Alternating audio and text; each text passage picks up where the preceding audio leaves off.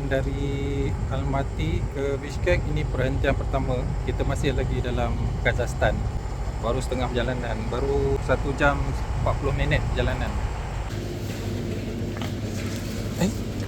Tiba-tiba je ada tadi kata tak nak turun.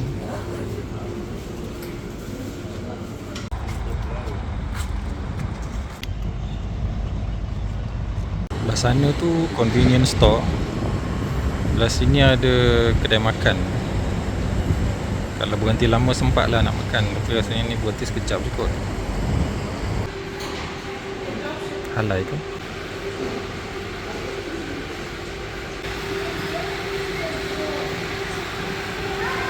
Sedap kan?